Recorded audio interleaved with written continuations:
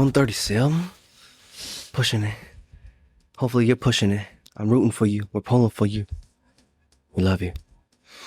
Life is good. God is good. We're pushing into unknown territory as always. But before we jump into anything, I'm just going to lead us into a prayer real quick. Thank you. Allow us to set the space. Dear Heavenly Father, we come to you in this moment. We say thank you for the day. Thank you for all the infinite amount of care and provision you have over us, and you wish for us, and you have waiting for us on the other side of our faithfulness, discipline, and obedience. We thank you for the unknown that separates us from that, and the faith that it takes to walk into it in your name, following your name. Allow us to help achieve that within us and everyone listening, to allow us to more easily hear your name in the direction you're calling us, in order for us to walk in the blessing you have, the promised land you have, through our faith in Jesus Christ. Amen. Amen. Things to talk about, things happening in the world. Everything's happening for a reason. Beyond our control, beyond our comprehension. World Cup's happening. Father's Day coming now. We're talking about Terry Bradshaw. We're talking about the story of the narrative behind the Spurs losing in the finals. The idea of what I was walking into it, thinking, anticipating, and it was like, what? It's not necessarily who's going to win, the Knicks or the Spurs. It's more like, what's this story that's playing out right now, based on who I think these people are. Right. And it's like, I think in one sense, Wemby is going to be this dominant player who's like winning championships and competing at this level. But it's like, there's like maybe an initial tragedy, or like, you know what I'm saying? And you're thinking about this because ultimately the fate of the Spurs at that point in time, not sure what it looks like, but you're doing narrative meta-analysis because it must be some kind of narrative. So if I can determine which narrative the Spurs are living out right now, then that would help me come back to what the outcome could be. It's like, so which one is it? You know, are we going to get to be the Michael Jordan sense where we just like... Do we just show up in the finals and just dominate in the finals? Yeah. Michael Jordan showed up and never lost. That's always the thing. It's like, he showed up 6 times, but he had to get through the Pistons to get there, through the Eastern Conference Finals. Yeah. Yeah, that was his like... The Pistons in New York, I guess. I guess the one reason why that crosses with Wemby still, even though because that was what made Michael Jordan realize that he needed to work out more. And so he came back like pretty yoked the next year. He put on like 10 or 15 pounds. And then he went crazy and then they couldn't stop him. And so maybe that's like that for Wemby too. It's like whatever he's about to go do this offseason will be the thing that puts him in the position to run the three-peat or something, you know? Mm-hmm. Maybe. Could be. Who knows? Could be. Who knows? We'll see in the next 20 years. Yeah. Give it some time. That guy scares me, first of all, just Wemby longevity-wise. He's such an alien. His legs are like, you know. He's crazy. It has to be dangerous to have a leg that long. Yeah, he'd be getting fouled a lot too. It's crazy. I'm sure Just a big guy. Shaq did it fine. Charles Barkley did it fine. Patrick Ewing did it fine. You can be big, have a long career. They could do it. You could do it. So we'll see what that was like. Seeing what happened here. I'm not surprised they made it to the finals, but I was very happy. I was like, that's they did the thing. You know what I'm saying? They went on the run. They went on the run. They made it to the dance. Yeah. And then they just showed their youth in the dance. And I was like, collectively. Did you have any other takeaways from what that Spurs run meant to you?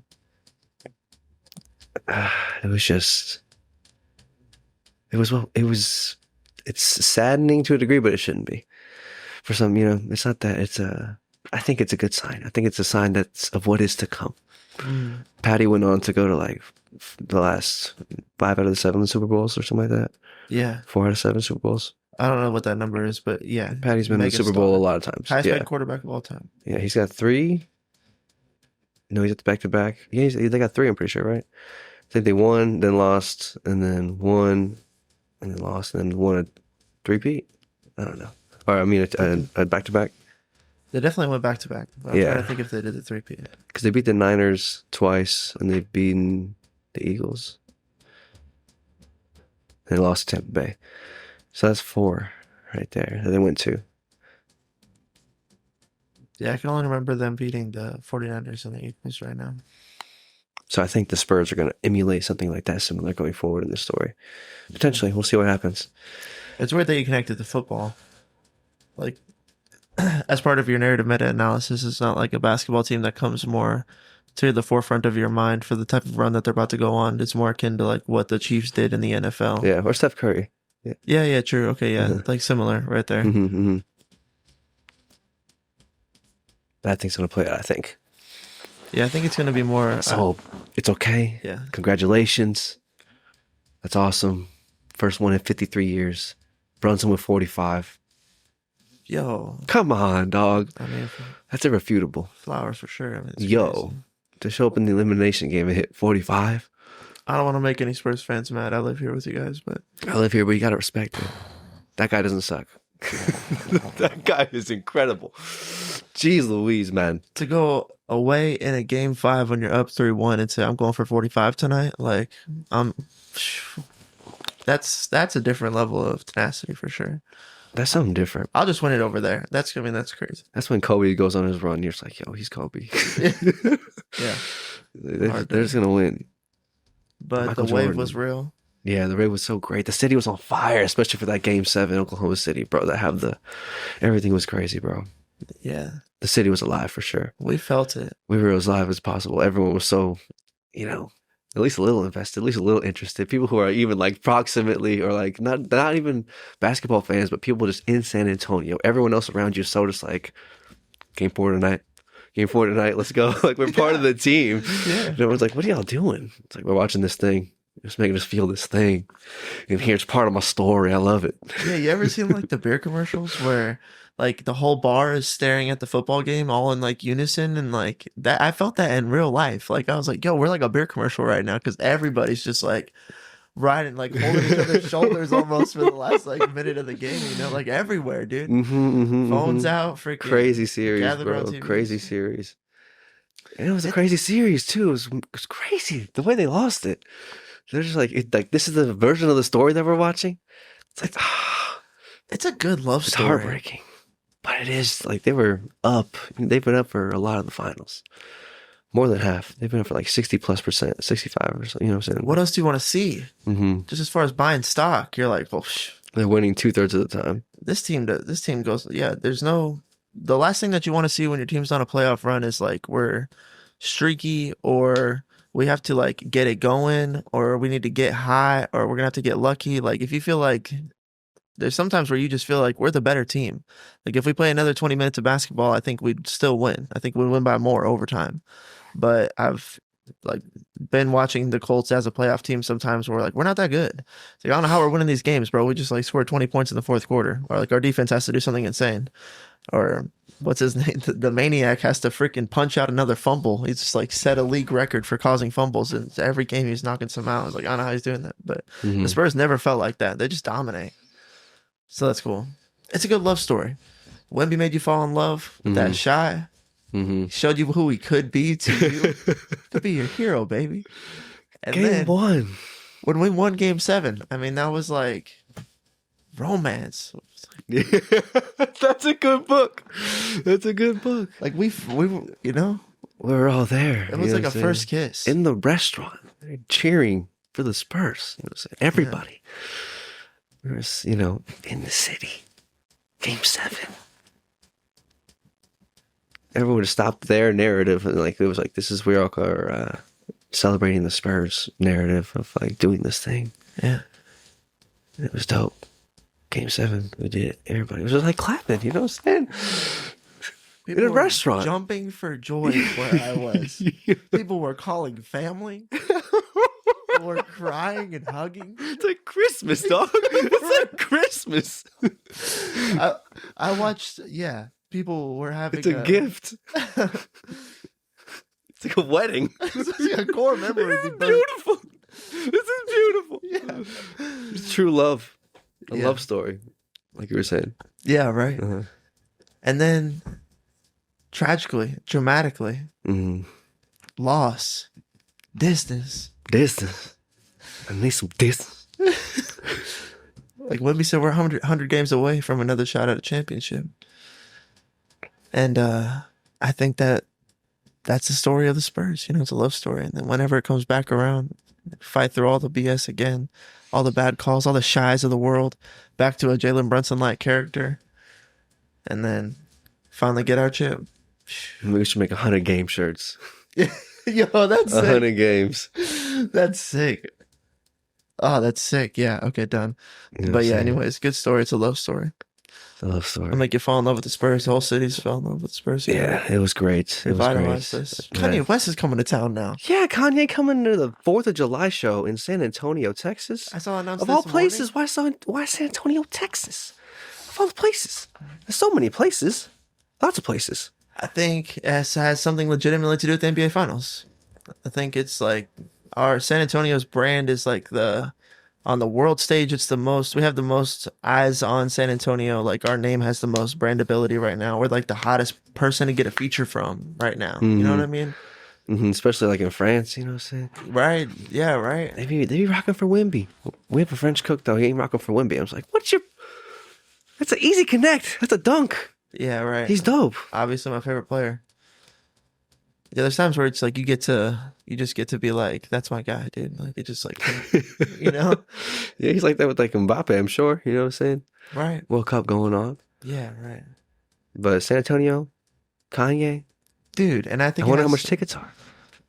we should look, right? I was Really like, that expensive? Maybe?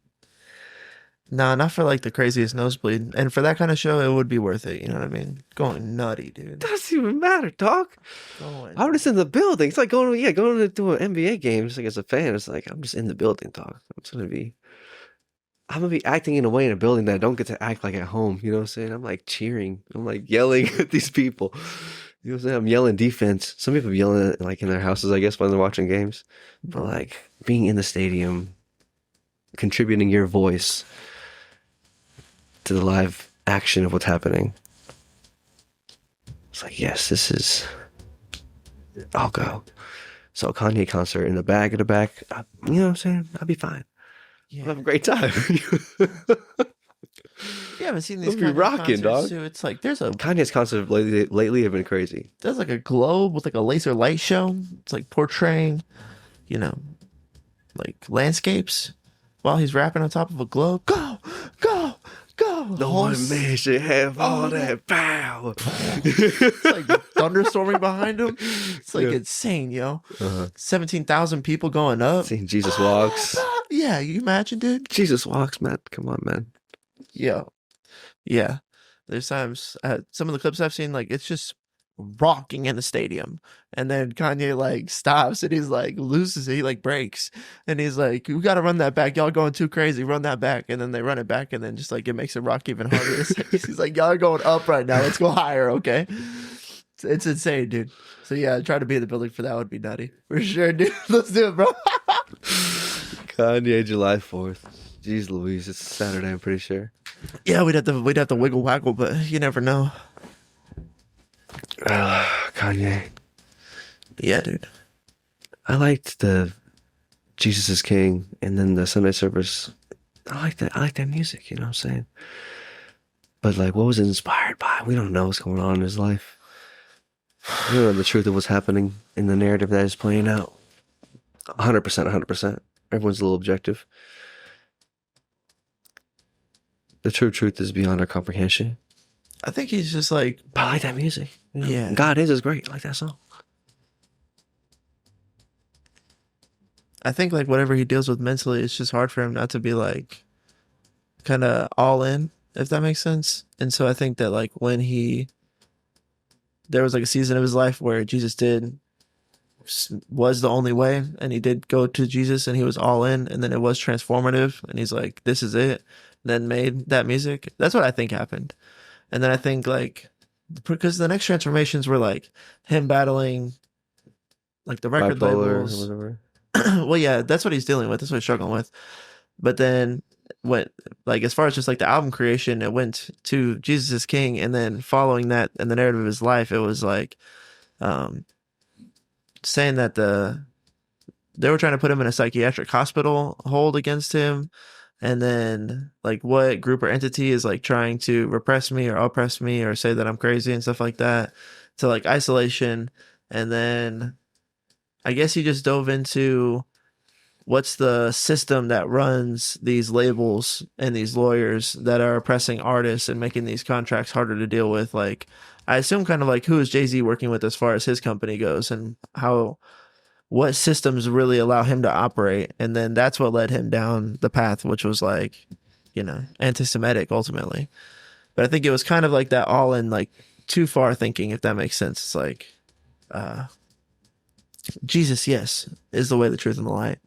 But I also think if you like change every single facet of your life to reflect your Christianity, sometimes it's like, that's not necessarily like soaking in the word and like applying it to your life. It's like your life is a billboard, but also more truly, your life is a narrative. So like if you're interacting with your Christianity in your narrative, I think that's sometimes maybe more important than if you're overfixated on the billboard aspect of your Christianity. But both are important, I guess, because you do want to point to Christ.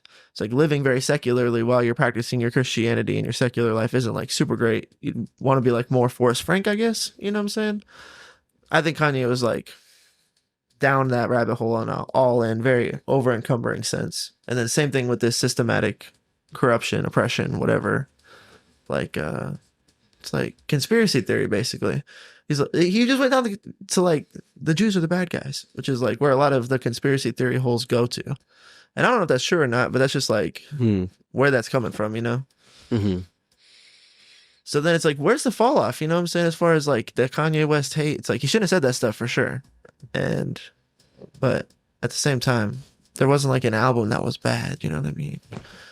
There wasn't like this conversation happens all the time. Okay. I was just watching in the podcast I told you about with Williamson and Huberman and yeah, Duncan Trussell, Tom Segura and Matt McCusker. They get on Kanye West and they're like, yeah, but even Chris Williamson, he's like talking, he's like, Kanye West's vision and what he does with this, and have you seen these stadiums? And then you start talking about whatever you don't want to talk about as far as the social takes and stuff like that. And then I'm like, have you heard Jesus Walks? And I think that's so funny because that's been our take for a long time. But Chris Williamson, with his sophisticated voice and all of his introspective thinking and podcasting, it's like, have you heard Jesus Walks? As soon as I start hearing Jesus Walks, I'm like, it's hard to not want to separate the artist from the art. And all four of those guys shared that same opinion about Kanye West, specifically about the song Jesus Walks too. And I was like, okay, well, that's kind of nuts for sure. So, is he canceled? Is he off? Why did we turn him off? But sorry, what were they all in agreement on about it? That Jesus Walks transcends anything that he's done. It's tough because he was it made a song who said like Hail Hitler on a song, you know. I never heard it, but I'm sure that's a real thing. He did. It's not funny. It's not funny. It happened. He did. Well, Jesus Walks. What were they saying? Yeah, it's just it transcends though. The art is so transcendent that it's hard not to want to look at that and with more of like a why did this happen than a condemnation of it, you know. And then they're talking about him being on this world looking stage going crazy. July 4th, come find out for yourself. It's gonna go bananas. So I don't know. Kanye West is crazy. He went from broke to $300 million pretty fast, just using his fashion and clothing line when he needed money. Damn, that's so crazy. Like Yeezys and stuff like that. Crazy.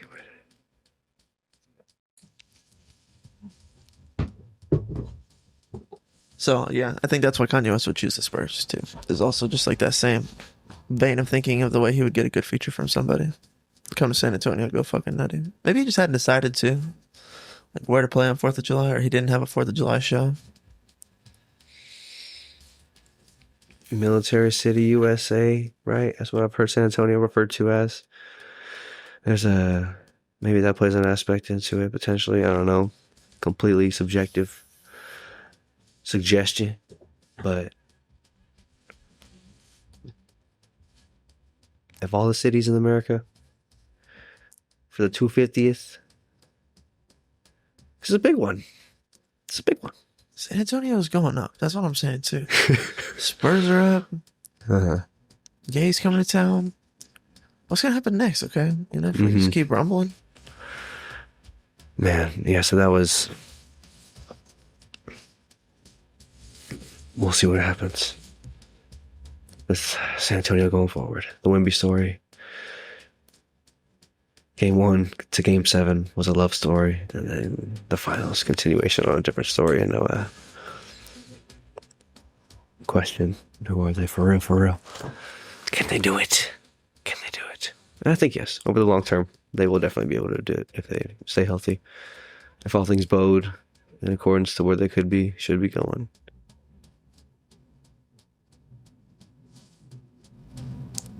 Come on, bro. They could do it. And we're gonna see what happens. We were talking about Terry Bradshaw, though. Yeah, we're Terry talking about Bradshaw, the narratives. meta narrative analysis. Terry Bradshaw was on Joe Rogan this past week. Yeah, I saw that. So I watched it, right? Because it's like Terry Bradshaw. Bradshaw. Seen him. He's like Football player guy, right? Yeah. Yeah. Yeah, he was a quarterback for the Steelers for like 14 years and was like part of 3 or 4 Super Bowls. Doing it. And then the comments are like, this guy was the fucking man, for real. And I'm like, I don't know anything about this guy. He was not a super great podcast guest. Ah. No. That podcast was tough to listen to. Ooh. Yeah. He's a toughie. They were like never on the same page. And why is it? Oh. Okay. And the way he told stories and the way he... look. Okay. No, speak freely. Might be somebody's hero. Speak freely. It's tough to... It's like nails on a chalkboard. He'd be like... Start telling a story with like... cut Joe Rogan off and be like, let me tell you this, blah, blah, blah. And it would be some, didn't even make sense. It wasn't that funny. And then he's like, no. Tough, bro. No. And Joe's like trying to get on a page with them, you know? Trying to get a level. Yeah, and Joe's Come like on, man. extending bridges for their thoughts to be like, well, yeah, maybe it's more like this, not like that. And it was just tough to get through for sure. And then I'm like, I don't know anything about this guy. And he's on game day morning or whatever. Yeah. I see him commentating. Yeah. And it turns out that he was a football player, like the 70s, I guess. And I'm just thinking Going to myself, nuts in Pittsburgh. how much Peyton Manning's going to beat Terry Bradshaw someday. And then some guy who's like 30 is going to be like, I don't know who the fuck this Peyton Manning guy is, pardon my language. He's got a huge forehead. Who is this? He's on like every segment. And then I was like, maybe it's CTE, I don't know. And then, but right now Peyton Manning is like, you know, right on the Cusp. and right on my mind, right on the cusp of being like someone who kids don't know anything about, you know. And then Oh yeah. I was thinking about like Tony Romo is someone else that they've kind of also propped up and made like another figurehead from sports into like a talking figure that now can like He goes hard too. He goes hard. Yeah, He's right? good at doing the announcing thing. Right, yeah, He knows the working game. out. He knows ball. And I guess here's the other thought is that like there's a lot of grandpas out there watching football who like seeing Terry Bradshaw in the morning because they're like they know who that like that's their demographic. And I was like, oh man. So one day I'll have like the old guy demographic on the show, and it's gonna be someone like a Peyton Manning, or then they need a Tony Romo, so maybe it could be Tony Romo, and like to get these younger guys. And who else? Someone Russell Wilson just went into broadcasting. He's He retired. did. Yeah, he's done. Oh whoa. Let's ride. Riding to retirement. Giddy up. Riding to retirement. Riding to announcing. Okay. Shout out Wise Russell move. Wilson. It's a wise move. He's not to be one of these anchor guys. You can stick around and just call games for 30 years and have a career for the rest of your life, which I guess they're interested in. Okay. So yeah, Maintaining that demographic control, influence, outreach, connection. yeah. That's where my heart was at. Mm-hmm. Thinking about that. And we're at a nice, I think we're at a great age. I think that we know the old guys. I know all the way up to Terry Bradshaw. I don't know about Terry Bradshaw. That's right on the edge of my learning right there. Mm. And then all the way down to like the rookies that just got drafted, you know? Mm-hmm. Got them covered. Eventually I'll be like, y'all don't know nothing about Peyton Manning. Mm-mm. Nothing about 3 out of 4 Broncos. Drew Brees. Yeah. Drew Breesy. That'd be like Terry Bradshaw lore. Mm-hmm. Made me conceptualize age. Yeah, bro. Here's another weird age Yeah, game. bro. Okay. All right. We're getting older, bro. Everybody, all the time. It's all happening. If you're never getting younger, it's never happening. Yeah, that's crazy thought. Biologically, I guess, yes. but there's like time. There's time here. Respect that. It's just happening. The moment is occurring. Yeah, you can manipulate it. You can dilate it towards your benefit. If you're living your life towards your benefit, then you should be in the habit of trying to manipulate time towards your benefit. If you know what's up, you know what's up. If you know, you know. So the time dilation is crazy. But check this out. We're like, Demi's like gonna turn 2 here in like a little bit, and so by the time she's like 22, then like 20 years will pass, right? That's a long time. That's a long time, for sure. 2 decades. For sure. But that's the time that she's going to be like operating, you know what I mean? Like, I probably feel pretty good about her just like living her life at that point, you know? To get to that point in my life, you put 20 years on me, be like in my 50s, you know what I mean? I'll be like in my 50s, bro. Which is not where I'm at right now. No. No. It feels very far from where I'm at 20 right years? Now. Yeah. Right? Yeah. And then just take that same amount of time off of me, right? Okay, yeah. And I'm like 10, dog. That was like the mind F part. Was like I'm playing like Yu-Gi-Oh. I'm trying to go for a sleepover and run some Beyblades. That's what I'm thinking about. Oh God. And then so that from Beyblade me For the trap card, dog. to now, if I put that much time forward, I'm like, okay, well that's a lot of time, I guess, you know. But that's how long it's gonna be for Demi to be like on her own accord. I was just like, that's the numbers, Michael. The numbers, the time, how you conceptualize it, how you perceive it it's impossible to perceive. That's the thing. It's like you get little glimpses of like what it could mean, you know? But we don't, it's so hard to conceptualize like what a decade feels like or what it is or what could happen. Yeah, it's hard to really conceptualize it. You can't take in that much. You can't conceptualize 20 years. That's a long time. Yeah, I'm trying to here. It's like all of from 10 to 30 and 30 to 50. Completely different epochs. Multiple different small seasons within those seasons. And you're feeling every day. Yeah. You're feeling every page. And you could time dilate every day towards something you want to get to or towards even just what you could identify as good. You know what I mean? Like it doesn't have to be specific. Just and if you did that, those 10 years are way different than a different 10 years where you're like, you know, there's a time where I was like working at Amazon when I was younger. Yeah, bro. Just like sleep all day, go to Amazon, come home, sleep, Amazon all day for like 5 days in a row. And then those 2 days off, really just chilling, playing video games, not doing anything. Back to work at Amazon, doing nothing with my life. Just doing nothing, dude. It's like, that's like being I don't want to use the wrong word. That's like being a robot. It's like, bloop, bloop, bloop, charge my battery, bloop, bloop, bloop, have no money. Like, that's not going to work. That's not going to cut it. But that's just like such time lost. You know what I'm saying? Like, I feel like that time happened really fast in my mind because I was just like A to B to A to B to A to B with not a lot of in between. So it happened really fast for me. And then you can lose a bunch of time and perceivably really fast. And that would make, if you did that for like a year, that year wouldn't feel like this. You could have a completely different kind of year. You know what I mean? Yeah, things year to year even could be way different. Way different, bro. Way different. Yeah. Way different. Yeah. That's enough time. Something's happening. Yeah, okay. Yeah. Something's happening. Yeah. I don't know if it's the summer sun, rains of change today, winds of opportunity. But something's happening. I feel it in myself. Facts. I feel like every day I've got more of me to give to things. Feels like with the Spurs meteoric rise, then the immediate fall off. Yeah, that was a global thing. You know what I'm saying? The NBA Finals. I guess more so just because Wemby's from France. But either way, I'm not sure what the numbers are on that exactly. We could look it up. But what's the viewership of this Finals? You know what I'm saying, per game, or like, and as far as relative to other years recently, to see what the interest level has been. I think it was a pretty big one. Yeah, yeah. Would you put it up there as the most watched Finals in the last like couple years, or the most watched ever? Crazy. Maybe there was definitely a stat where one of the games had more viewership than it was a world-breaking viewership on just like one of the finals games, more than the Super Bowl, which is normally the number one viewed thing in the world. And it wasn't even like potentially the ultimate last game either, which is crazy. So things happening at that level where we live. I've just been going off too, my personal life. God's going off. Yes, man. It's been super cool. Thank God. Try to push for good and very good.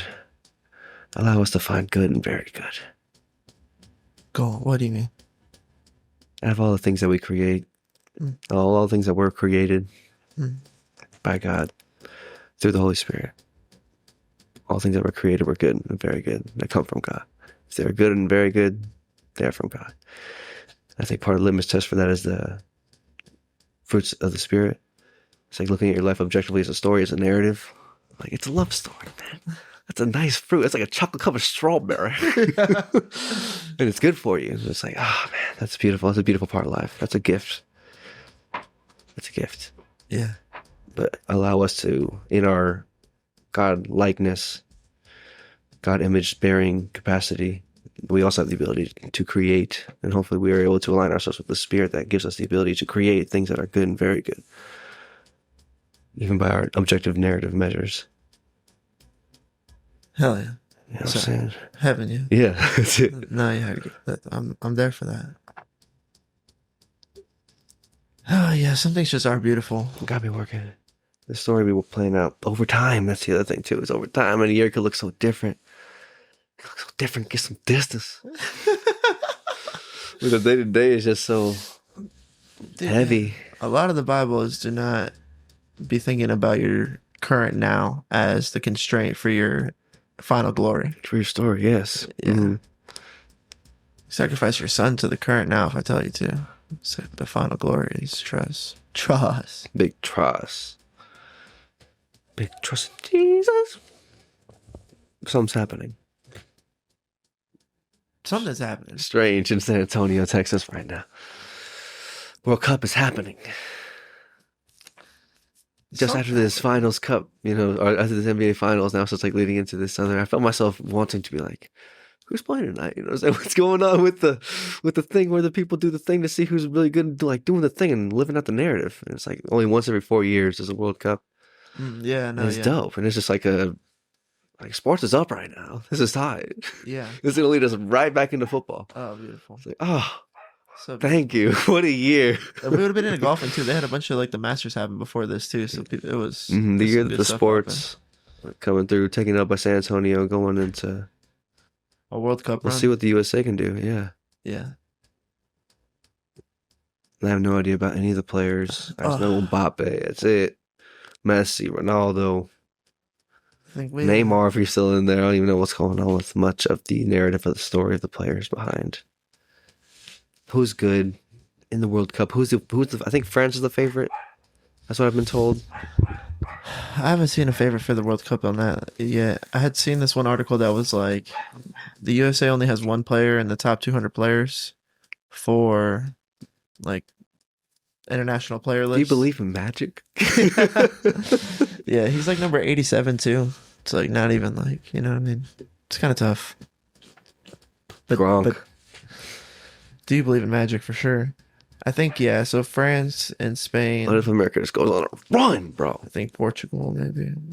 For the 250th year of its existence. They could go on a run. It's not impossible. It's just crazy how we don't have a single star like born out of America. To me, I think that's crazy. Like, Mbappe is obviously transcendent. Zlatan Ibrahimovic was obviously transcendent. Cristiano, Lionel Messi, Ronaldinho before him, Neymar. There's people that just like get to the global stage and go crazy. Like they're just diff. Like same thing with Wemby coming here. Like he's young, he's a new guy, just from France. For a while, I think people were probably thinking like, how come no French people go crazy in basketball? Or like our team's like good, but we're not like. Then a Wemby happened, you know. But I'm just like, I don't know how we don't have a soccer Wemby coming from America into the global stage, if that makes sense. That's weird to me. All this time, and we have one player in the top 200, and he's 87th. Like it's just so. I don't know why we don't have a top 10 guy. The Whales had Gareth Bale. You know what I mean? Yeah, I don't know, dude. Robin van Persie. From the Netherlands. Yeah, bro. I remember seeing that. That was like the first year we started playing like FIFA in college, and then the World Cup was coming around, and that was like the first game. Started watching the World Cup at like a Pluckers, and it was the Netherlands playing Spain, I'm pretty sure, and then the Robin van Persie dolphin dive. Dude, sold out. I was like, this is tight. This is dope. That was the magic of, like, I don't think that header happens in a normal game. I think that only happened because he was at the World Cup and he was just like, I'm fucking going for it. Like, something, you know? I'm gonna make a play right here, bro. Yeah, I'm gonna make a play right here. Yeah, that was the I'm gonna magic make a of what play can right here. happen on a world stage. Out of nowhere, bro. So soccer's dope. I'm excited to watch the narratives play I think out. I think the only soccer my wife had really watched before or in her life, I guess, was watching the final like half, and I think they went into PKs with France last year in the World Cup final with France and Argentina. Messi done did it. I think for the first time. I think it was the first time Messi had won. Forgot what that narrative was. World Cup. Something like that, yeah. You know what I'm saying? Yeah. Yeah, and then to watch like the final half of that, she was like, "Soccer's dope." Like, that was crazy. That was cool. Yeah. That was really like that was the same thing happens there when we're watching the Spurs. And like it's just like this is narrative, or this is what narrative is playing out here. It's a love story, or it's a story. It's a really good movie. Same way we get captured by movies. It's a capturing, invigorating, inviting moment of story playing out. We're just like, this is awesome. Feels cool.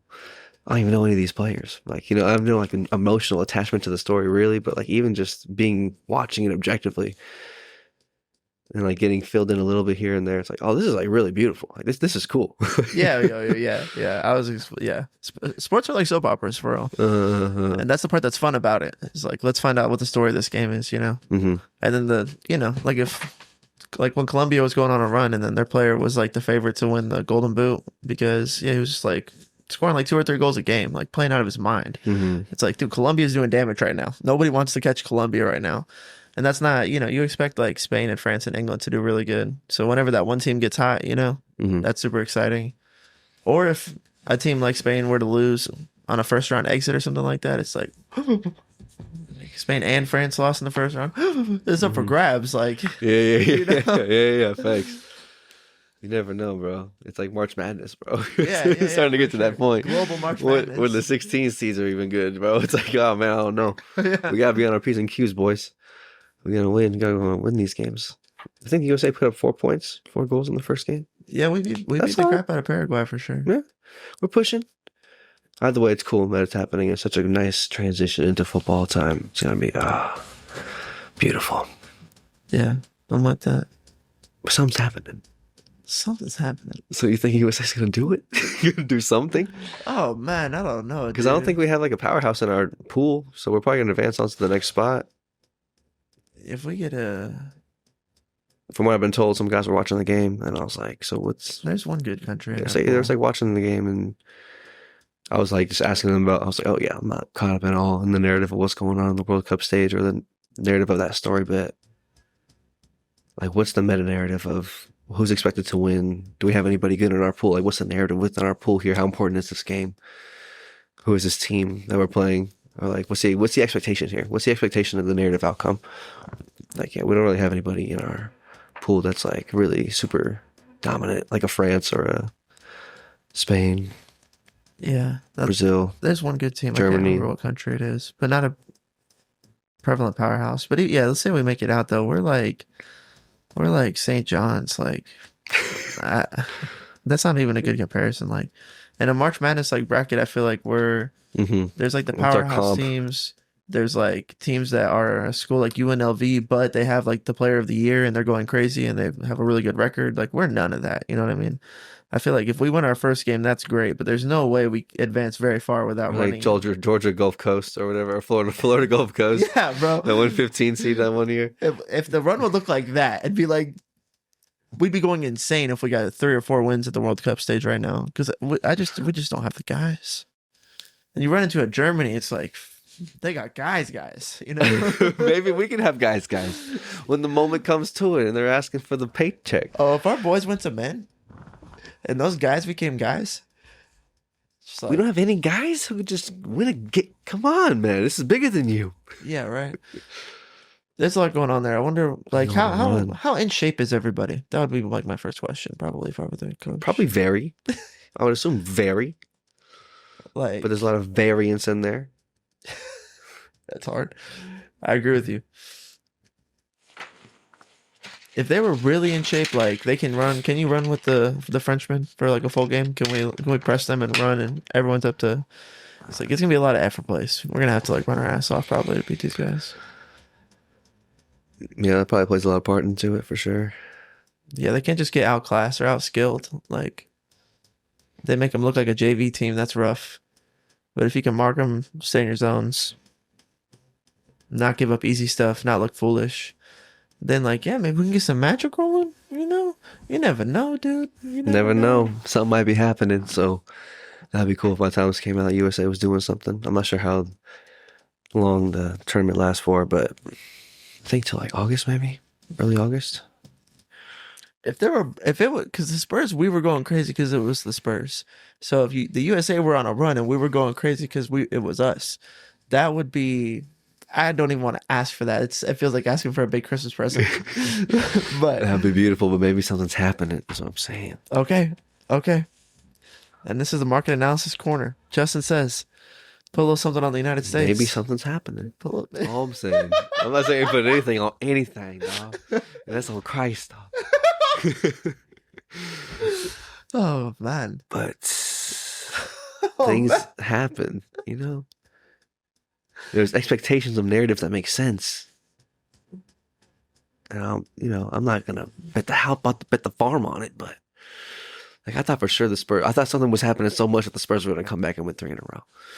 But no. Something's not happening maybe to that degree, or maybe that's just the end of that story. And that's like a valuable lesson they need to learn, and the growing up that is necessary to win a championship and be that person for real. He's only 22. I don't think LeBron won till like 26. Jordan till like 28. Brunson's 29. Necessary. But something's happening. I thought it was going to come back. I thought they're going to hit 3 in a row. It's good I felt it. But no, it's okay. It's not the story. I let go of that. It's fine. It's good. Expectations of narrative. For you as a market analyzer. Uh-huh. Like there's times when you know and you were right and you knew you were right, and there's times where you know but like you were wrong. So did you know? How do you separate? Were those feelings separate? Can you separate them? Can you feel the difference between your ego creating the thing that you really want to happen as this is going to happen versus your so this guy on Joe Rogan, there's a podcast I have to recommend to you. You got to listen to it. It's like been the first good one in a while, and it thought it was gonna be bad, but it turned out really good. It's like intuition, and then there's another thing that's like your intuition, but it's definitely right. And I'm like, oh, I felt that thing before, where it's like one thing to just like sense something, or I should, or I shouldn't, I should. It's another thing where it's like, this is happening for sure right now. This is happening. You have like a certainty, and then like that feeling, like sniffing that feeling out more, other than because I've noticed in the football picks for sure, where it's like there's just such a fine line between like I know they're covering and like me really, really wanting to will it to existence, but it's not there. Those feelings are like really close to the same kind of feeling. But I didn't know what the Spurs, dude. I didn't fucking know, man. I thought for sure they were gonna win Game 5. For sure they were gonna do it. For sure. They led the whole game. That was the narrative of every game they lost. Bro. They led for a long time. Doesn't make any sense. Young team being young. I guess. Either way, it's a love story. They're gonna come around. Potentially, we'll see what happens. I think they're gonna do the thing and make that a love story. You know what I'm saying? Their first run to the chip was Jordan-esque. Wemby didn't do it. He couldn't do it. I can't But then believe who knows? that guy. Who knows how far it's gonna take or how long it's gonna take to get back to the championship. Wemby said 100 games. So that's it. 100 games. 100 games merch 100 games. coming to your doorstep. It's not a question of it's like we're making it next year. We're going back to back. We're not going to be not contending for a championship as long as I'm here. What are you talking about? That's who we are. So everyone's like, yeah. Like I'm gonna win like this. I'm gonna put this Spurs hat, this Spurs shirt it's a little heavier. It's a little more distance, a little more gravity. Yeah. Yeah. It does mean something more It now. has a little more reach to it, a little more potency. And there's something going on, you know. This narrative's gonna last for years. Something's going on. There's magic in the air. The winds of opportunity. Bro, you ever seen like the optical illusion pictures where they're like it's a bunch of colors and they're like you gotta like zone out and then like It's like dots. look past the picture. Yeah. Yeah, I've seen some of those. Yeah. I don't think I've been very successful in my ability to locate the item or the thing that's been described to be in there. I can't. Maybe like one out of a couple that I've seen. Not too many. I have a large sample size. I've never been able to do it. Okay, yeah, but that's what I lean towards. They're called a autostereogram. Okay. It looks like this. Yeah. Okay, bro. I was just feeling like something's different. Okay. Okay. And then I scroll it and I see one of those and I click on it and I'm just feeling like something's different. I just feel like I'm gonna be able to see this thing. Like before I've never in my life been able to figure out what they're talking about here. But I feel like I'm gonna fucking Lock in. Yeah. And then I remember being like a fifth grader and they're like, you gotta like zone out. You gotta like let your eyes get fuzzy. Like lose focus with your eyes. And I didn't know, yeah, I'm just sitting there. So I kind of like do that. And then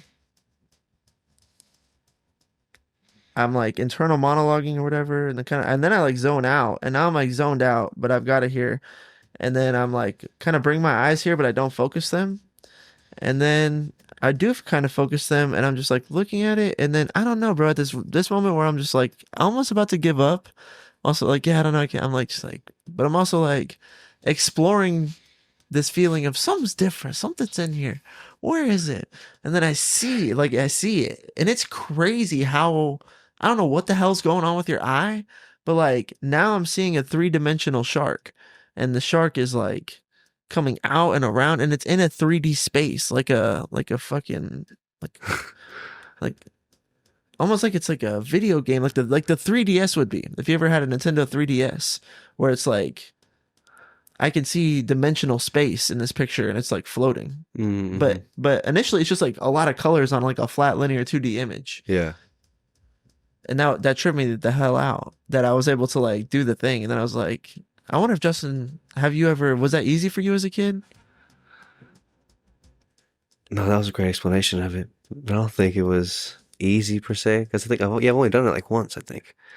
You saw the thing? You saw it in like a 3D space? I'm pretty sure. Yeah. I know what you're talking about. It's crazy. And then I let myself like lose it. But it was never easy, or like you know what I'm saying. Yeah. But it took like a conscious effort because I'd seen him before. You know what I'm saying, and like spent a little bit of time like looking at it and trying to figure out what was going on there. Not for like intensively, but one time it was like, what's here? Yeah. Yeah. Okay. Am I tripping? Yeah. A lot, because that was my question too. Was like, are these things just a lie? Like, there's such a thing. Is it really all just bullshit? Or like, because a lot of people were like, I think this is cap. I don't think this is real. No, it's in there. It was in there. Mm-hmm. So yeah, I think that also made me feel like something's different, bro. Got different eyesight over here, man. Fine stuff. Yeah, bro. Hitting on that Minnesota was crazy. Episodes ago. I said put 3 band on the Spurs for game 3. On this podcast last week, you could have made $3 grand for sure. As far as just market analysis goes, that's all. But I would also say maybe bet the house on game 5. So yeah, bet the barn, all the animals in it, in the farm, in the barn. Mm-hmm. We'll see what happens with the World Cup, though. Was there any other crazy stuff as a kid? Like thing? Do you remember any other tropes from elementary school? Like the eye thing, like that being like really difficult. Like things that were popular in narrative, like at that time. Yeah, like socially. There's definitely like a yo-yo phase we went through for sure. Yeah, you know what I'm saying? I think there's like a yo-yo guy who came in and did like tricks and stuff. Yeah. They were pushing it, bro. They were pushing yo-yos on us, dog. Everyone had one, bro. There was a moment in time at school where we all got yo-yos. Right? Am I tripping? No, definitely. You know what I'm talking about? Yeah. Right. For sure, dude. Yeah. Where'd that come from? Big yo-yo. Yo-yo company pushing on us, bro. Yeah, you're right. That was a fun time in life, dude. I liked when we were yo-yo vibing. Just yo-yo around, Everybody's got one. Yeah. Trying to think of what else was going on There was definitely around. the narrative of like Steve was talking about. I was thinking about that podcast because I was thinking about the draft day that's coming up in August at some point, whenever football comes back around after the World Cup.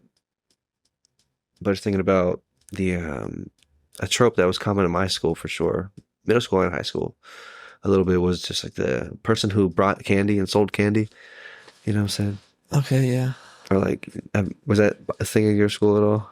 Or high school? Like a type of like kid, like that would just be like running a candy business. Who would just have like Snickers and Twix and different like candy bars on them, and then I've seen this trope. You know what I'm saying? Who would bring the Jolly Ranchers or the Airheads and Yeah, Steve talking about it you know, for sure. the sour strips and the sour straws. You know what I'm saying? Just bringing those, selling them for $1 each or whatever, $1.50, whatever. I feel like when I was in elementary school, the band kids were doing that. Like they had boxes of candy and they would just sell them during school. You'd also get those like for real, or like from like Girl Scout cookies, or Yeah. like it was like I guess the Boy Scouts have their own thing, but there's also, I guess, definitely points in time where you are in school and then you are tasked with selling chocolate bars, being based or being tied to a different. I guess I'm not sure what group it was, but they definitely had like chocolate bars. You know what I'm saying? Whoever these people were, whatever group they were in, it wasn't Boy Scouts or whatever. Definitely the band was doing it for a while. Maybe maybe it was band members. You know what I'm saying? At my school for sure, and it was like a box that had like different flavors of chocolate bars, just like caramel, like crunch. Yeah. Another one, you know what I'm saying? Yeah. There was like they're slim, right? Like slim, like bars. Yeah, like, I remember a couple different like eras of this, but there was like one I think that was maybe fourths, and it was kind of slim, and you could break it into like quarters, and then delish. The crunch went crazy. I think it was in a blue wrapper. Went crazy. oh, I couldn't tell you, but there's definitely pushing candy. Yeah, for sure. was a narrative in the school. Then by the time I was like getting towards a senior in high school, they had like variety. It wasn't just chocolate bars. It was like you get like a cookie or some gummy bars or like, fruit snacks, Cliff Bar, Reese's, Babe Ruth, whatever. They got a bunch of stuff. There's like mini stores. Yeah. For sure. There's a little store for real. Yeah, that's when I realized I had to be like, oh, I can't eat cookies for breakfast. Like that was the first time it really clicked in my mind because I was like, would skip breakfast and then get to school and then be like, well, I'll have a cookie. Sounds good. Here's $1 for a cookie. And then I'd be like, bro, you're eating cookies for breakfast every day. Like, oh yeah, I guess I can't do that. Avoiding temptation. Yeah. Yeah, I gotta like purposefully figure out what I'm eating here. Yeah, dude. We were talking about school. What were we talking about? I was thinking The about narrative. like the 90s or the early 2000s. The yo-yos. Yo-yos coming through. That was a different game. It's a different game, bro. Everybody got TikToks and whatnots. Yeah. Connected digitally at all times. Different world, bro. A little different world. A little different. They some distance. It's got some distance. I think the sports is the Sports is dope, though. Yeah. underlying connectivity, It's timeless. Yeah, for sure. For sure. Narrative playing out. With like a put together objective reality viewing system or like rules, viewing system via rules that give it shape and form on the unlimited nature of the narrative itself. It's like we're gonna limit the unlimitable. It's like this right here. So we feel like these things point to this story that is happening. This narrative that's playing out.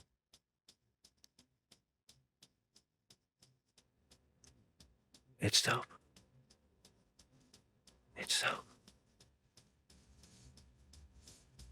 The rules that make the game, Yeah. It's up on a meta level for sure. the constraints that make the story. Yeah, it's just like having this singular goal. It's like all of you are competing for this one prize.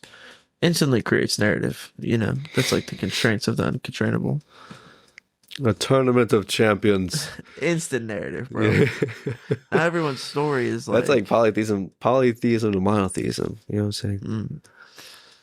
Or it's like there's something they gotta like get to the top. You know what I'm saying? Like, what's at the top? Right. What's the narrative? What's that story?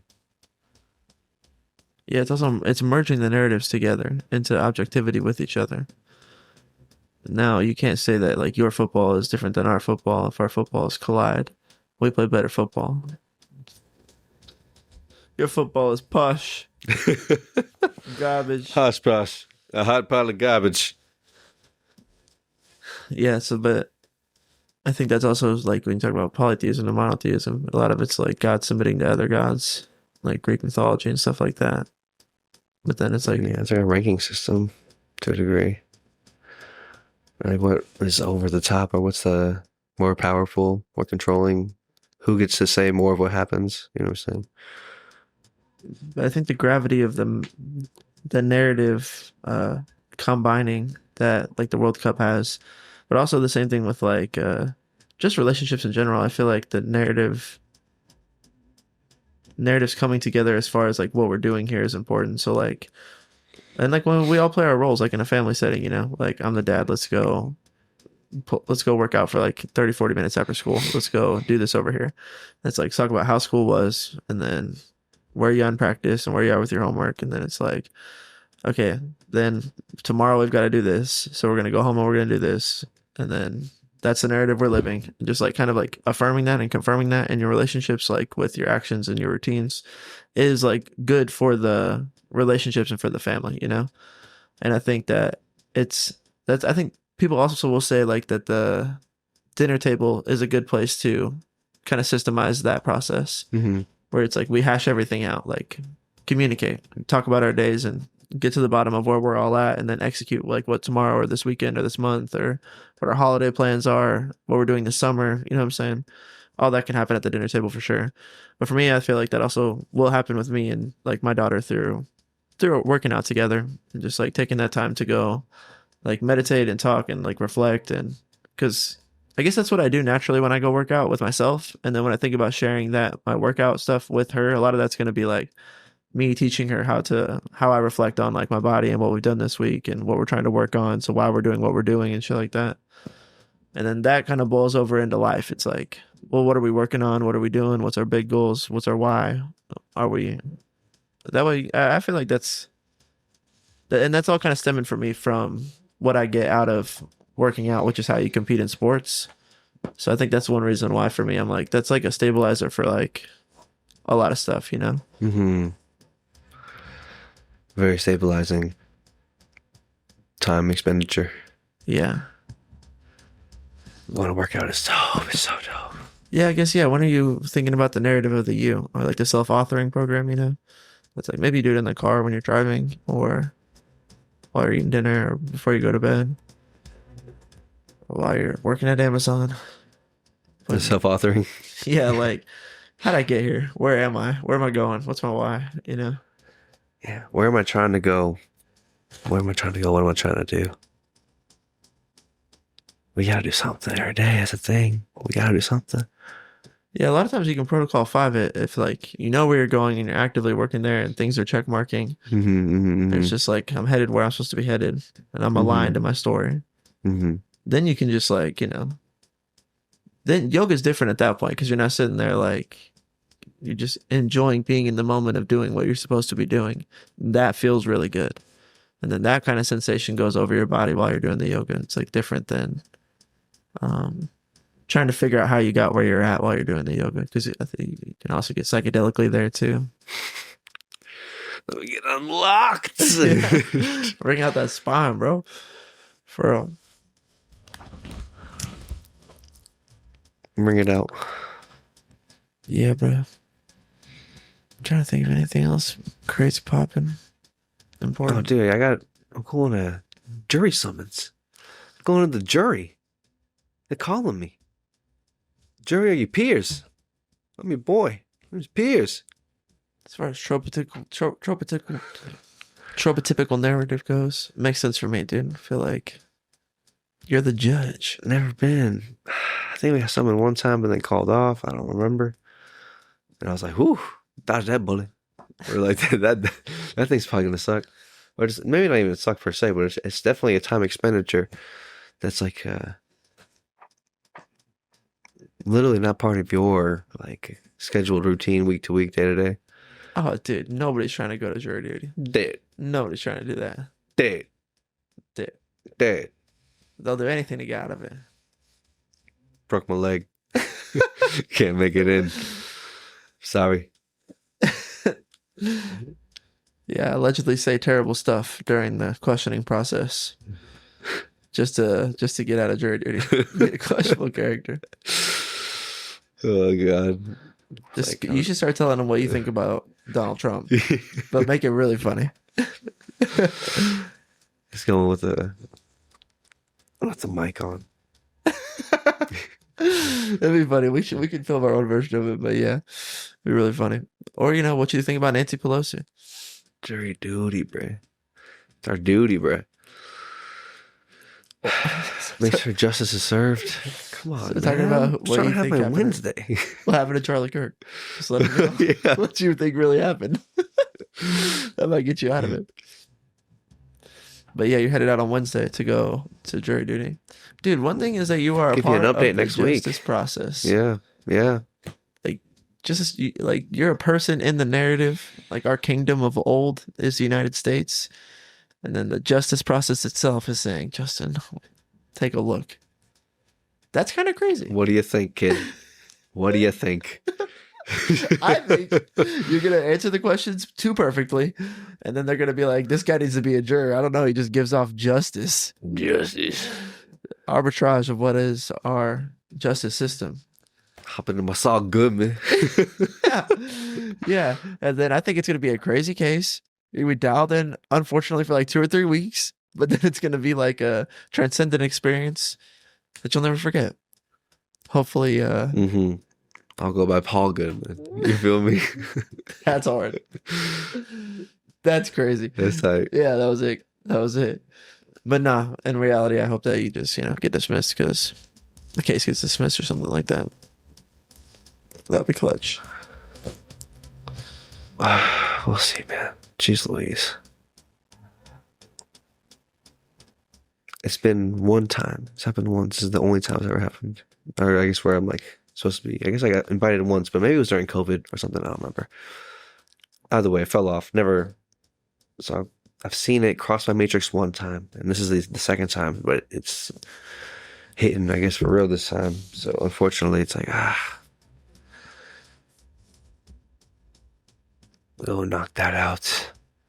Hopefully it's just like a one-day thing, a couple-hour thing. I don't know. How much of my Wednesday am I losing right here? Hopefully not a lot. Hopefully not a lot. I guess you don't never know. You don't never know. But 12 Angry Men based on that. you'll be able to find out. It's probably going to be the questioning phase, which is probably going to take I would imagine a couple hours. Yeah, bruh. I wonder how many times do people serve on jury duty, like on average in life? Over under 2. 2 times? My wife's never done it. I don't think I know anybody directly. I don't know. Update on that for sure. We'll see what happens. We'll see what the story is. Yeah. How much of my Wednesday I'm losing. I think you make us tell us about your life. I lost 4 hours. I think they have to feed you, which is you've seen The Office when Stanley gets like super excited to be on jury duty. It's like his dream is to be on jury duty. It's like you just get to sit in a courtroom, listen to these stories and all this evidence, and then they feed you, and then you go back, and then you're gonna like podcast with all the guys that are in there about what you think the right thing to do is. What's the intention? Yeah, We need some distance. lock the door. You know what I'm saying? That's just y'all in there. So yeah, Let's talk about truth. Let's talk about justice.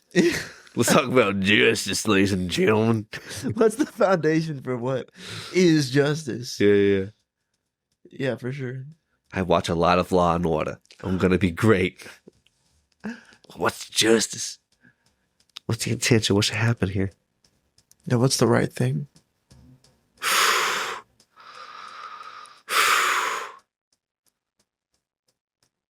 People vary. Dude, we should write our own movie. This is a good, The premise, yeah, that's a good premise for a movie. the one, the jury duty summon. It's like 12 Angry Men, I'm pretty sure, more or less. I think that's like That's about part of it. something, like about the way that they can't, like a social view on the way that they can't agree, or if how one person holds out, they can slowly convince everybody. But I'm not sure if it's like specifically about what the right thing is as like a core level writing point, what defines the right thing, and perspective shift and switch up and down on the same kind of like occurrence, but then have it viewed differently as right or wrong based on perspective and distance. Yeah. Anyways, I don't know. Movie writing versions of us. I want to say that's like the basis inspiration behind 12 Angry Men. Really? A part of it. Yeah. We should watch it. I should watch it. I remember it very much. I think we read it. Did we watch it? I think it's a movie too. Yeah. Either way, it was in my narrative I think it's during a middle black and school. white. Yeah. Talk about elementary school tropes. Yeah, dog. 12 Angry Men, dog. Existential. I don't know. We'll see what happens. Not necessarily looking forward to it. Not gonna lie. But I will serve. I'll serve the idea of America. Civil duty. Mm-hmm. Talking about justice. What's right? Hopefully something chill. What if something crazy?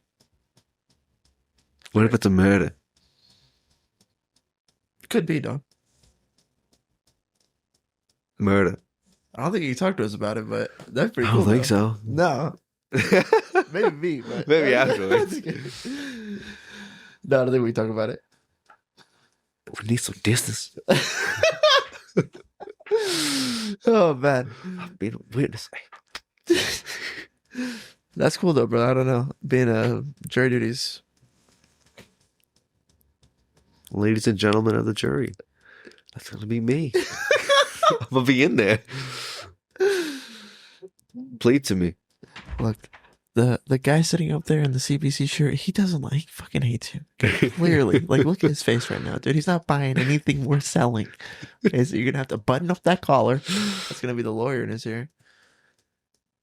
With your body language, you could just like command so much attention.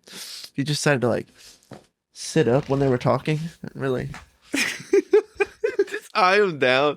Just dial in. You could be like, start nodding around, and then someone you don't like, you'd be like, you know, just I feel like it would be funny to me how your body language would reflect a lot of energy towards what the lawyers would perceive as going on. Mm-hmm. It could be super high profile, dude. Hope it's chill. What kind of crimes go to a jury? I don't know. Dude, what if they need you? I know. I don't know. What if it's like, even if it's not like murder, it could still be something serious. So an out of control family member might get to keep getting away with it unless you stop them. Or some good-hearted grandma might be in a bit of trouble. You could throw the damn book at her. Oh God. I have to have some evidence. Hey, grandma, catch. It's the book. No, the whole one. God forbid, but yeah, I don't know. I don't know what you. It's kind of funny how it's like the narrative is so up in the air. It's all potential. Yeah, no idea the severity, the intensity of what's going on, man. I hope it's just chill. I hope it's just in and out. Bingo, bango, boingo. But then I become a lawyer. Dude, we should become lawyers. Being a lawyer, just talking about stuff. You gotta research a little bit. Yeah, talking about stuff that you know, that you researched, Yeah. that you've looked into and digested and thought about and wrestled with. Kind of being like a detective, ascertaining truth, fighting for that truth in the logistic rules of a courtroom.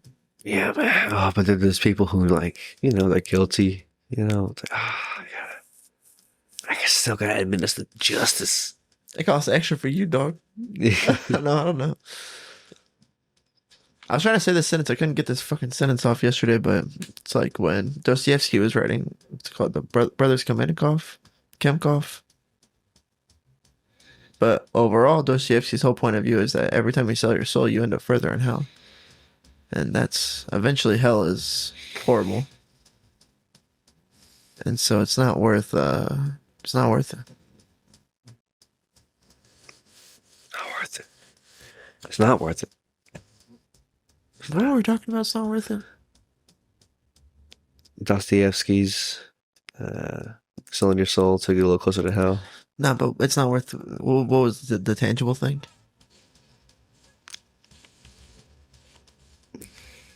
Governor. I think I lost my roo. The other day, well, yeah, like just imagine just right. So you couldn't get this question out. Is what it started with. You talking about a question that you had. You couldn't get this question out the other day. No, I couldn't get that line of dialogue out. Oh. Trying to talk about that book. And Dostoevsky as a whole, that was ultimately like his conclusion. Like that book really points to it in a poignant way, but that there is a right or wrong, and doing the wrong will make things worse. It's kind of like his body of work points to that. Yeah, it's like just like murdering somebody. Like even if you could get away with it, even if they were a bad person, even if it would be like good, if it's wrong, then you'd like lose parts. You would end up further in hell. Things would be worse for you. Things would get bad. You can lose like parts of your spirit, parts of your soul. Things can get like one little change in your story. Things can get like really hard and really difficult for you for no reason. Mm-hmm. Mm-hmm. That's kind of like why whenever I'm saying like we shouldn't just do bad things for no reason, And we're talking about something. But also it's like robbing a bank, bro. Like I would never. But when you watch a movie like Ocean's 11 or the other one where they're wearing the masks and it's fucking Ben Affleck. The Town, yeah. It just or any Wild West movie where they're robbing a bank out then wouldn't be that hard. Especially if we planned. Especially if we picked the right kind of vulnerable bank and we're willing to cross that threshold, make a clean getaway, be up 300 grand, go spend a summer in Portugal, let the heat die down. If I was cool to live that life, that's not a bad life, bro. Oh, yeah. That's a lot. It's a heavy life. Been thinking about that with rewatching Ozark, man. Like the cartel, like living like that for real. It's like, oh, well, deep. You know what I'm saying? Yeah. Dude. Oh, man. that was a good one. I can't really do that. Getting deep. Yeah, I mean, I'm saying it's not that difficult. It's not like, that's what I'm saying. It's not like they're doing, nuclear physics over there. It's harder to self-sacrifice. Way harder. Way harder. Yeah, that was the cut. That was the Instagram cut. Yeah, dude, I agree with you. That's way harder. And the reward is way greater. That's what I'm trying to say too. When we're talking about would we cross that line into criminality? Foods of the spirit. Yeah. Foods of the spirit. Yeah, we were talking about your jury duty. Something. That's what we were talking about. And then I can't remember how we got to talking about doing the wrong thing. But regardless, yeah, that's what I'm saying though, is that being a lawyer who's defending someone who knowingly did the wrong thing. That's what I'm saying is it would wear on your soul, bro. That's what I'm saying. Being good at your job wouldn't be the right thing anymore. And so you couldn't really do that with good conscience. Or it would make things worse for you. Especially it's like, how many times does that happen? It's becoming a regular thing, Then it would be like severely eroding on your spirit. I think Better Call Saul points to that. I'll say that's Better Call Saul, you know what I'm saying? Yeah. Paul Goodman, dog. Come on, dog. It's hard. That's hard, bro. It's hard. I agree. We should be just good guys. What's all to Paul, bro? Just be For fucking real. good guys, bro. So, Yeah. nah, I can't do it, bro. Yeah, so pursuing that life or playing that game. Don't get me excited, bro. Law podcasts. I don't know what that would turn into. Lawcast, man. The Lawcast. Give people good legal advice. Trying to talk about the truth. Trying to talk about the truth. How you should do. How you should move. There's different kind of lawyers too. Is one issue. Like some people are like accident attorneys, ambulance chasers. Big car crash, divorce lawyers. They got different type of lawsuit lawyers for different industries. Yeah, you saw Paul Goodman Saul Goodman going through that, where he's like trying to figure out how to make money. Doing wills and working with the elderly. For banks. If you know a guy, get a lawyer. I know a guy that's a criminal prosecutor for real. Or no, I guess he was maybe was a prosecutor at one point in time, but now he's like a trial lawyer. So like be the guy standing up for you in court and being like, "This is bullshit, Your Honor." Objection. Conjecture. Yeah. He's one of those guys. Irrelevant. Yeah, he said he'd take us on. He said take me on. I'm sure you're into. Okay, with who? Sorry. I have a mutual person that we know who's an attorney. And I was just like, dude, this is fucking hard, man. There's a life where I want to do that with my life for sure. Pursuits or whatever that show is. Yeah. I don't know. That's a show you're making? No, I think it's a show already. Oh, really? Yeah. Something like that. I don't know. I'm with you. Blah, blah, blah. We're here. Blaze. And another life, for sure. One of the top 3 final options of things I would have liked to have done with my life. Yeah, I felt that whenever it's in Better Call Saul, whenever him and Kim get like the thing and they're like doing their own practice out of their building, like collectively, but individually. I was like, that's what's up, dog. That's dope, bro. Just get in there and grind, bro. It's grinding, bro. Yeah, dude. Make the money happen, help people, try to do good shit, try to help. Mm-hmm. That's what Kim ends up doing. Or she goes into like public defendant. That's very end, right? Yeah, for sure. That's like a self-sacrificial. Yeah. You know what I'm saying? Yeah. Show's great. Great show. We can help people. We can go down that route. We can figure it out for real. I think because you have a degree, I think you could just like, I don't know what it is. Whatever the next first step is, you can do it. Go to law school. Yeah, Or study and pass the bar. No, right. I think you need to go to law school, finish law school, and then pass the bar, and then you can be a lawyer. I think you can pass the bar without going to law school, though, no? I've looked it up, but then I asked my lawyer friend, and he said that. Because I remember, I'm pretty sure in Better Call Saul, he's working in the mailroom of a law firm that his brother works at, and then he's able to take and pass the bar like on his own accord. I think, pretty sure is the narrative. Him and Kim, they were both in the mailroom. And maybe you do need to go to, I don't know. I'm pretty sure Better Call Saul didn't go to the medical or the law school formally. I'm pretty sure it's the narrative behind him. We'll find out right now. Some answers. We need some answers. Okay, it's the LSATs. So you'd have to take the LSATs to get into law school. Then they want you to go to law school. Then they want you to pass the bar. But you're saying that in reality, you could just take the bar and get in there. If that's what it was, bro. If it was just pass this test. Yeah, man. I mean, yeah, we'd get in there. Be a lot more lawyers. More lawyers. So sorry, hold on. Say that one more time. It was, you need to go to law school or you need to pass the LSAT? Or what's the bar? The bar is when you have finished law school to become a lawyer. Okay. But this is saying... yeah, they're saying that you can't take the bar until you complete law school in almost every state. But some states allow a law office study or apprenticeship route where you study under a practicing attorney instead of attending law school. That's like California, Virginia, Vermont, Washington.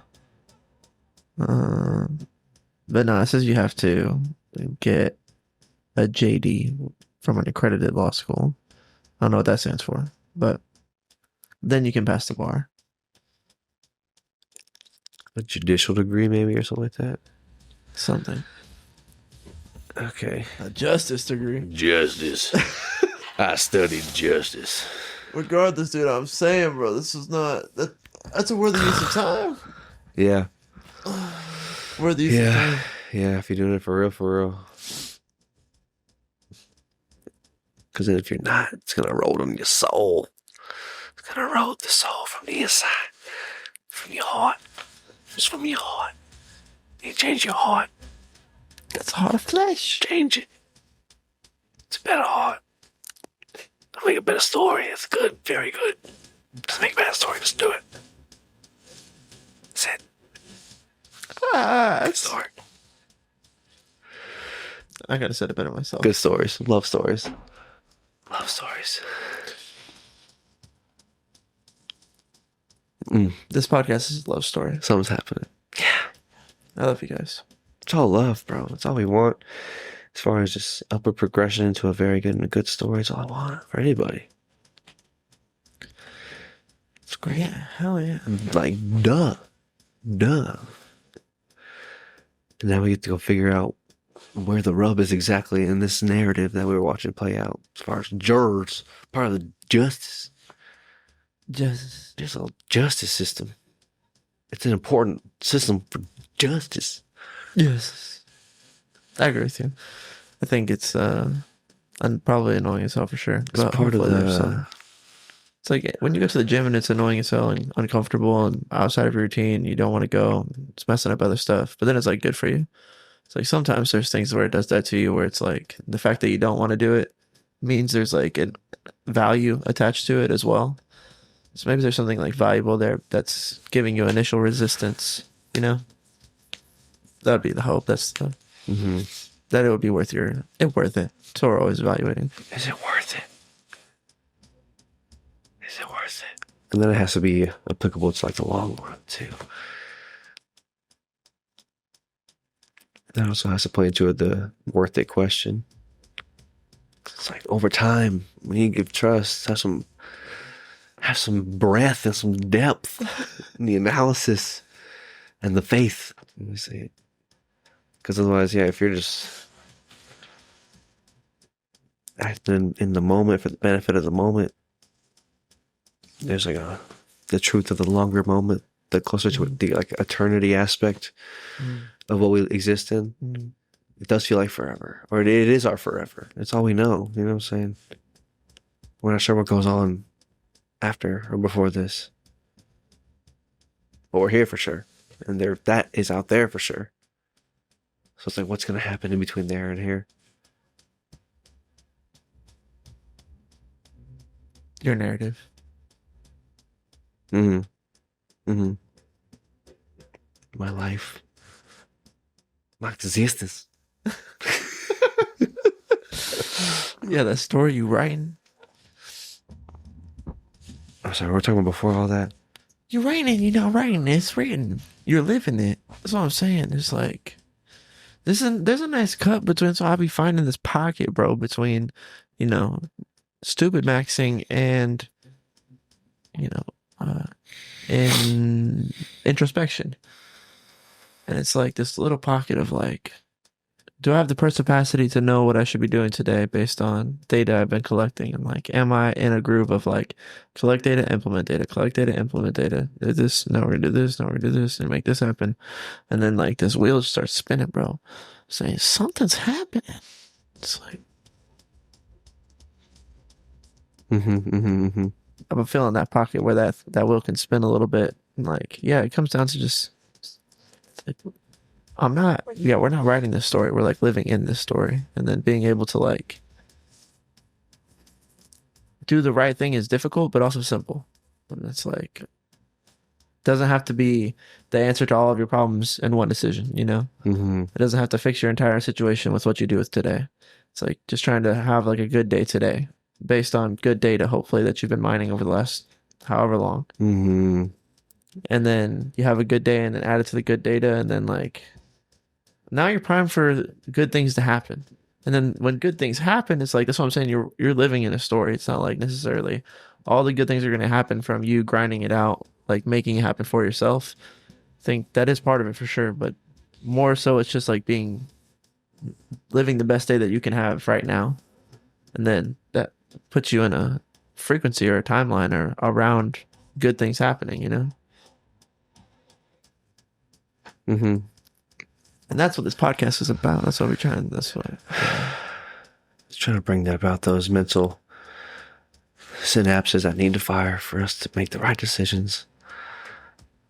Have those take precedence. Precedence over anything else. Yeah. Yeah, like die to self to do that. You know, to a degree. That's all the narratives point to for sure. Trying to see what's going on for real. But who knows, man? None of us know for real. We're all just here. And we're all limited. We're all limited. We're on the outside of that limited nature that we have. It's like the unlimited. We can't conceive it. We do our best. I was thinking about the idea of like that's where like kind of true faith starts. Is like at the end of your, we like to be logical and rational and like things to make sense, observable, studyable, tangible things in science we can weigh and measure and witness, detect. But that's the undetectable, imperceivable, inconceivable. What does that mean? Where's that? That's where your faith really starts. You know what I'm saying? It doesn't make sense. It doesn't make sense by definition. Yeah, that's You can't make sense of it. Neither can the program. That's how you get outside the constraint, or like the thing that it can't happen because you can't believe it because it can't happen. Is like everything that you would do is predicated on that system, but then doing something that doesn't make sense, sacrificing to God, breaks that system and allows things that can't happen to happen. Yeah, it's a sacrifice for God versus doing something for yourself that would benefit you in the moment for the sake of doing so. Yeah, it's like Cain and Abel's story.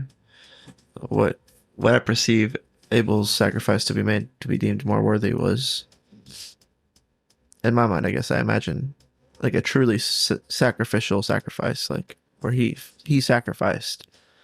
Whereas I feel like Cain's was opportunistic in his sacrifice. Like it was more like I have to pay this tax, but really this is my life about me. And I'm going to kind of like do the bare minimum that I would have to do to get by in this so-called sacrifice because my life's about me. And then that's like the reciprocation for like what's good and what's not good. Mm-hmm. It's super easy if you have like, you know, fucking 2 donuts and one of them looks like fucking plush, dude. It's like Plushy donuts. fucking cream. Primo, cremo. So the other one's looking kind of like, you know, Dry. yeah, that's the word. Dry donut. Old donut. Dusty, crusted donut. Ugh. And then like, you know, like if you're hanging out with your friend and then it's like you just got 2 donuts and then like in that moment it's really easy to be like, well, I want to give my friend the good thing, or like the self-sacrificial sentiments here would be to like let him have the nice one, you know? Mm-hmm. Like so easy to visualize it in that moment because it's like you're stuck in a decision of either giving them the crappy one or you taking the good one, you know? Do you give them the good donut? Right. You have to. You have to. Come on. Yes. Come on, man. You hope that they split it with you. You feel me? Still in your best interest, dog. Because I ain't eating that crusty, dusty old donut. I'm good. I'm good on that. I'm good on that. Imagine, like, you have a house. I'll naughty. I'll starve. You're just like, here's the crappy donut. This one's for you, bro. Sucker. Enjoy that, loser. But there's a part of you that would be like, well, this is my house. I paid for the donuts. I didn't realize they gave me a shitty one. Now your fucking house. You're lucky I'm giving you one at all. Here's your fucking... Get your own donuts in your own house. Right. There's like something there that would... Prideful. prompt that decision. Like the best fruit is for me because this is mine and my life, and I paid for it with my job and my blah blah blah. But it's like the opposite is what Jesus calls us to do. You know, where it's like Doesn't make no sense. Because it's your life, you take the last one. Like you take the ugliest one. Give the good stuff out to everybody else because you're good. Because like I'm good. I got you. Yeah, and you got me. Like Yeah. we're all chilling. You know what I mean? So yeah, that's what I think about that example, and then that extrapolates into other areas of my life where it's really easy to be like, oh, you guys take like the good donut. You know what I mean? Or I'll take the one that's the worst of the bunch, or the last, or the smallest. Like I'll eat the burnt tortilla. yeah, exactly. Yeah, You know what I'm exactly, saying? bro. I'll eat the heel of the bread. Like Yeah. not really tripping on it. You know. I'll do it. And I feel like that's good. Like that's the same frame that opens the door for someone else. That's the same frame for that yields the right of way. That I think that's like a Jesus centric frame. You know, I feel like I'm doing a good job of being like a disciple of Christ when I'm thinking like that. The self-sacrificial lens for sure. Oh, for sure. Yeah, it's like yeah. Grace. It's like talking to a dog too. I'm like, you don't need the nice thing. Fucking leave it. But the dog. You shoot him? I don't know why I talk to a dog with a gun. Listen up. Listen up, pup. You get one chance in this life. Warning shot.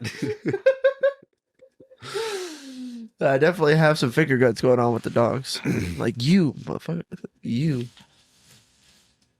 But yeah, I'm the dog in that scenario where it's like, you know, there is part of me that's like, donut, the big donut. I want the big donut. Or like, you know, whatever.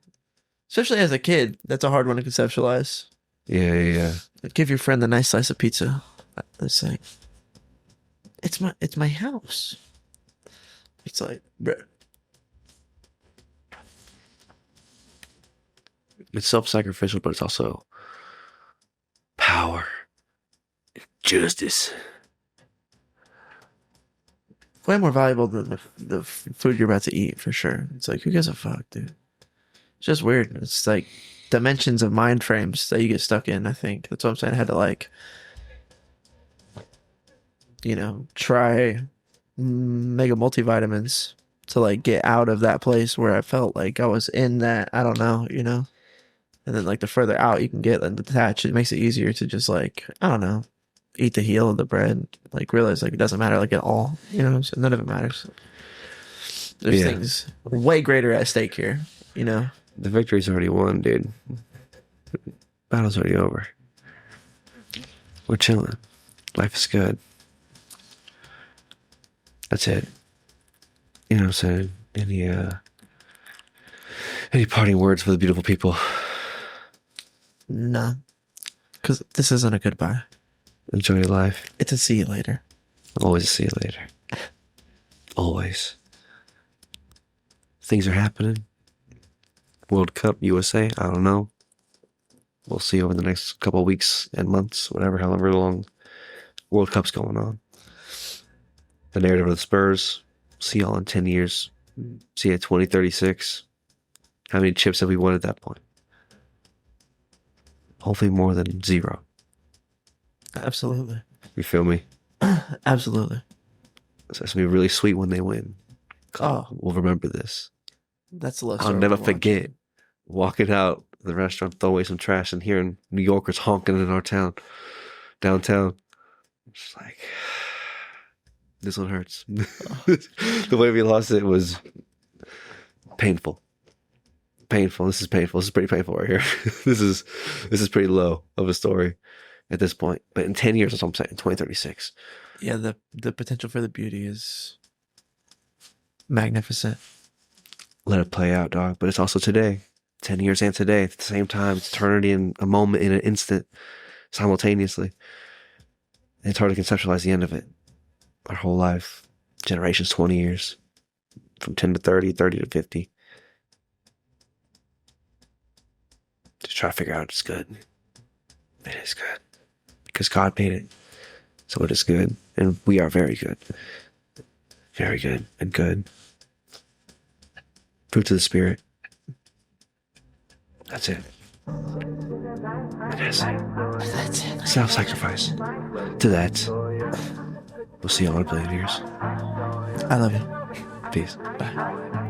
Rolling through the city to the light show. Really ain't no telling where we might